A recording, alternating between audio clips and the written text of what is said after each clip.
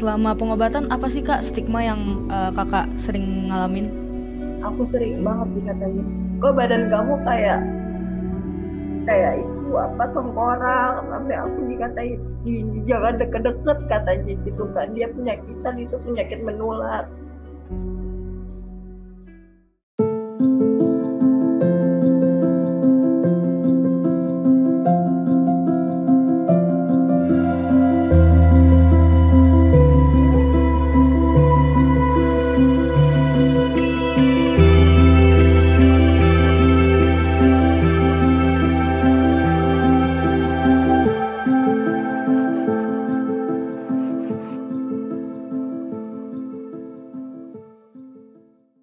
Mungkin bisa diceritakan nih ke sobat-sobat TB sekalian, bagaimana nih Kak awalnya terdiagnosis tuberkulosis? Ya, awalnya aku merasakan batuk ya, gejala-gejala itu batuk yang terus menerus, batuk berdahak selama kurang lebih dari 2 minggu. Itu udah lama-lama sesak ke bagian dada, sakit, terus buat jalan beraktivitas itu ngos-ngosan gitu. Terus ternyata setelah aku berobat ke sana ke sini, hasilnya nihil. Tapi yang terakhir tuh aku ke puskesmas aku, terus aku disuruh lab aku cek dahak, dan disitu aku ketahuan positif TB paru. Tapi hati kecil aku belum yakin karena cuma sekedar cek, terus aku dikasih obat. Tapi karena aku orang awam ya, aku jalanin dan aku minum tuh obat. Nah, setelah aku minum obat itu, bukannya membaik, malah sekira aku udah dapat 2 minggu minum obat yang dari puskesmas. Tapi mungkin itu obatnya dosisnya terlalu tinggi, jadi aku ngedrop di situ. Selama 2 minggu itu aku ngedrop di rumah, malah lebih loyo, nggak mau makan dan segala macam, nggak bisa jalan. Nah terus sampai di suatu malam itu aku mengalami sesak napas yang benar-benar parah, nggak bisa ngomong. Aku langsung dibawa ke rumah sakit tuh sama suami aku, dibawa ke rumah sakit dan semuanya dicek di rongsen toraks. Ternyata benar aku mengalami gigi paru.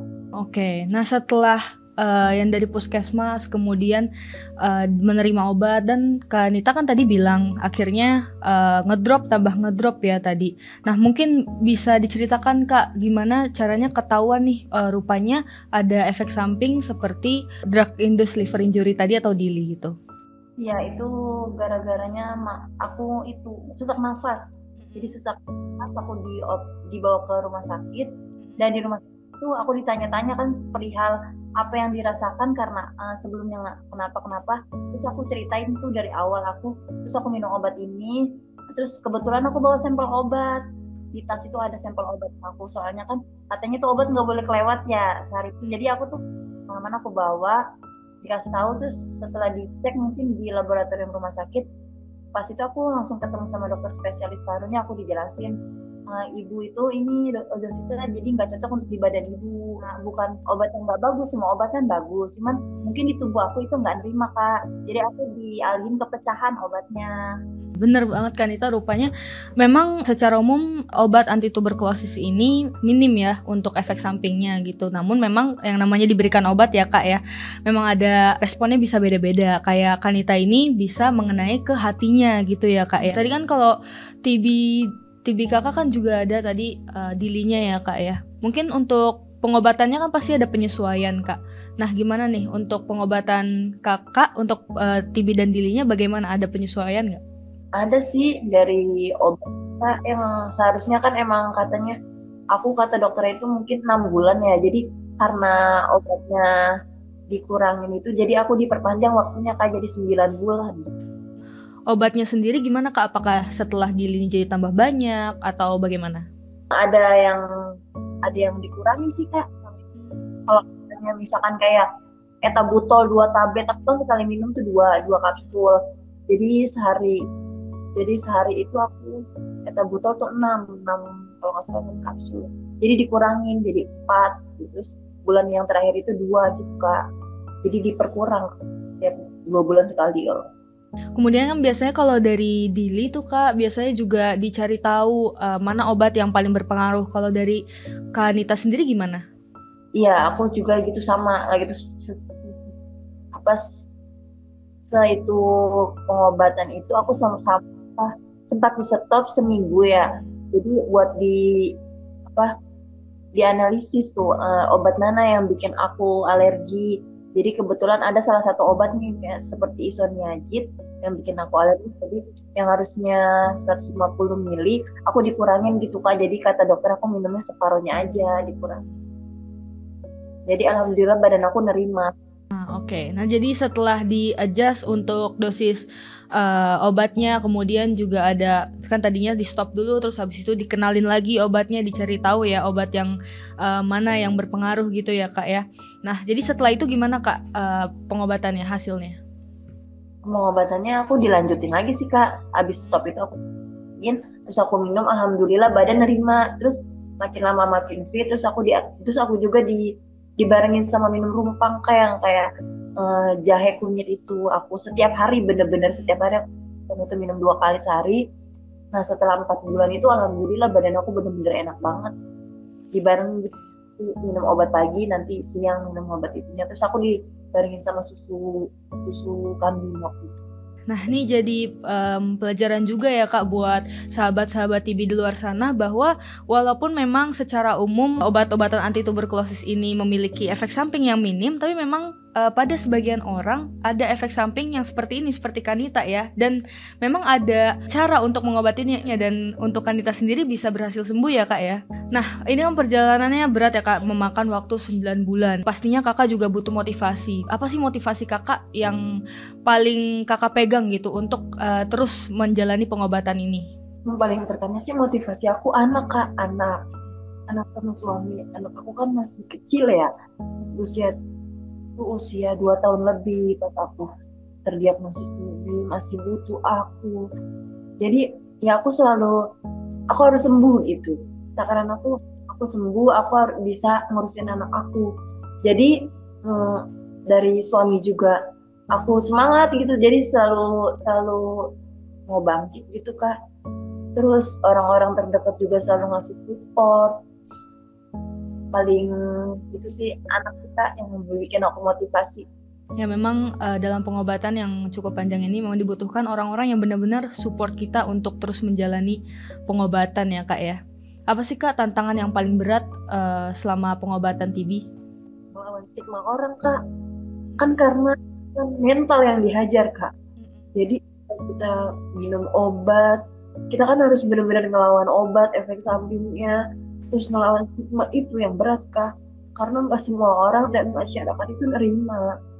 Yang tadinya dari perubahan bentuk badan, terus aku batuk, gini-gini dikirakan mungkin penyakit yang kayak menjijikan, padahal kan mereka belum tahu sebenarnya itu penyakit apa. Cuman kan kalau orang-orang tua yang nggak ngerti gitu kan dari omongan orang begini-begini, jadi mereka ngikutin. Itu yang aku bener-bener mental dihajar itu dari omongan-omongan orang yang nyakitin hati. Jadinya yang bikin kita nambah down itu di situ Kak. Siapa Kak nih orang yang paling mendukung Kakak sampai berada di tahap ini? Suami sama anak, sama mereka yang selalu ada di saat aku susah maupun senang. Anak-anakku sehari suami sama anak aku.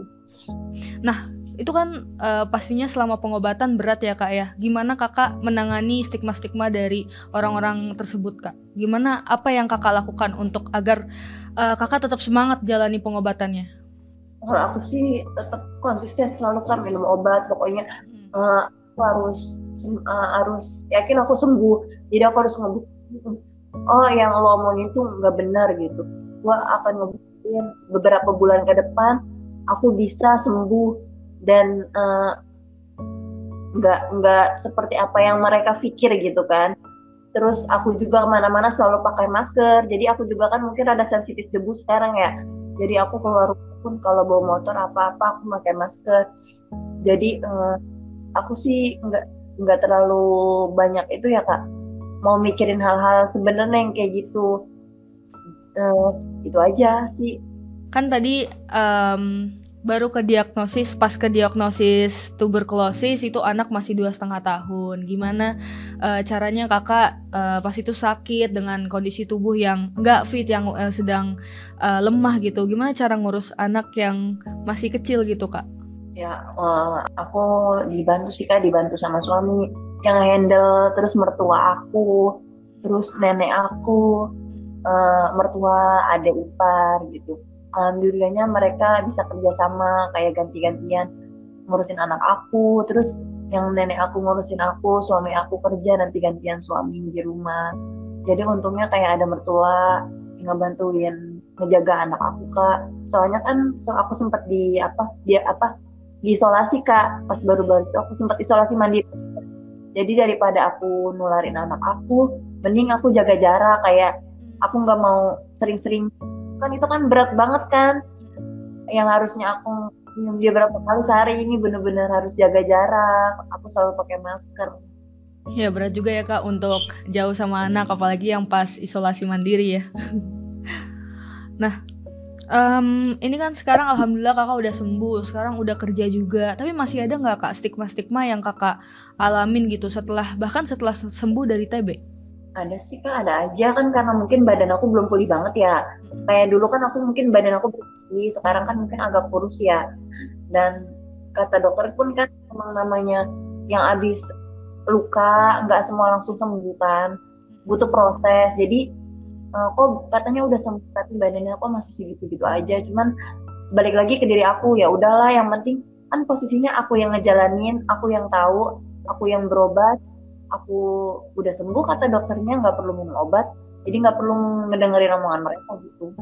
Pas di diagnosis TB nggak tahu apa itu TB dan dicari-cari tahu di Google, kemudian di TikTok. Nah kan sekarang kakak udah kirim cerita kakak nih ke email TB TV. Kakak tahu dari mana sih kak akun TB TV? Aku dari TikTok, kan aku seneng banget tuh main TikTok ya. Waktu aku sakit, aku pasti kerjanya minum obat, main handphone ya. Setelah makan paling handphone, namanya isolasi, aku temennya cuma handphone. Aku scroll cari tahu tentang penyakit ini. Terus aku ketemu tuh sama Dr. Erlina Burhan, ternyata dia profesor ya, profesor spesialis paru. Aku lihat edukasinya banyak banget. Terus sempat ada akun TB TV, terus aku follow aja. Terus aku lihat-lihat yang orang-orang pada sempet ceritain tentang itu, kata aku, iya aku tertarik gitu Kak, jadi makanya aku ngirimin email, dan alhamdulillah banget email aku direspon sama tim TB TV. Makasih banyak ya. Ya kak, terima kasih juga sudah sharing pengalaman kakak nih melalui email ke kita. Nah menurut kakak akun TB TV gimana kak? Apakah membantu kakak nih untuk menjalani pengobatan? Sangat Kak, sangat memotivasi Kak. Orang yang tadinya nggak tahu, orang awam jadi tahu. Yang tadinya tidak tahu tuberkulosis itu penyakit apa, yang stigma-stigma orang tuberkulosis itu penyakit TBC yang begini. Tapi setelah kita buka, setelah kita lihat-lihat video yang ada di TB TV itu, ternyata oh ini penyakit begini. Jadi kita lebih tahu, banyak pelajaran yang kita ambil dari akun TB TV itu, pelajaran lah yang kita ambil. Nah, alhamdulillah banget ya kak kalau akun kita punya impact yang bagus buat pejuang-pejuang TB di luar sana. Nah mungkin kakak sebagai penyintas TB, apakah ada pesan nih untuk pasien-pasien TB lainnya yang sedang berjuang kak di luar sana? Pesannya untuk pejuang sembuh, apalagi yang ada di kontak aku, halo, kontak WhatsApp pejuang sembuh, sekarang gantian nama grupnya Tuntas. Semangat terus ya, jangan pantang menyerah, kalian pasti bisa melewatinya. Ujian Allah itu emang ada, tapi kita sebagai manusia harus bisa melewatinya. Semangat terus, jangan lupa minum obat, selalu konsisten. Aku yakin kalian bisa, aku juga bisa. Mari kita menekan.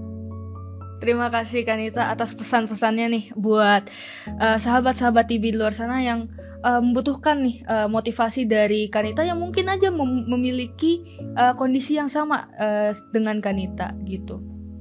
Oke. Kalau dari kakak kan pengobatannya panjang. Tadi kakak bilang juga suami dan anak yang merupakan motivator utama saat pengobatan ini. Ada nggak Kak pesan-pesan buat mereka Kak, buat suami dan anak-anak Kakak? Dan saya sama suami dan anak saya. Untuk suami, aku sih ya udah support aku sampai di titik sekarang, yang dari aku ngedrop sampai aku bener-bener bisa pulih. Dia yang bener-bener nemenin aku di rumah sakit. Buat anak aku juga, makasih Nah, selalu ngingetin mama minum obat setiap pagi, menyemangatin mama. Terus buat nenek aku juga, walaupun dia udah tua, seenggaknya dia masih selalu nemenin aku, selalu ngasih motivasi, karena cuman dia, mereka yang aku punya di hidup aku sekarang. Semuanya terima kasih ya untuk pengorbanan kalian selama ini untuk aku. Oke, terima kasih Kanita. Sekarang kondisinya gimana Kak? Udah aman, udah bisa kerja? Gimana sekarang yang Kakak rasain? Alhamdulillah sekarang aku udah bisa bisnis lah, maksudnya kecil-kecilan. Aku bisa jualan, bisa kerja, aku bisa jadi tim market freelance gitu kan. Jadi aku udah bisa bawa motor, udah bisa kemana-mana. Walaupun belum jauh-jauh banget, masih aku batasin. Cuman aku senang banget udah bisa kemana-mana sendiri. Memang tuberkulosis adalah penyakit yang membutuhkan pengobatan yang panjang, tapi endingnya adalah insya Allah kita bisa sembuh gitu ya. Dan Kanita sekarang juga udah bisa beraktivitas seperti normal lagi gitu ya. Oke, terima kasih banyak Kanita yang sudah membagikan kisahnya. Semoga dapat menjadi inspirasi bagi sahabat TB semua. Untuk sahabat TB lainnya, kalau kamu mau kirim ke cerita pengalaman selama pengobatan TB, boleh langsung kirim cerita singkat kamu dan kirim email TB TV, dan emailnya ada di sini. Kami tunggu ya. Jangan lupa like, comment, and share. TB TV, Take action, no discrimination.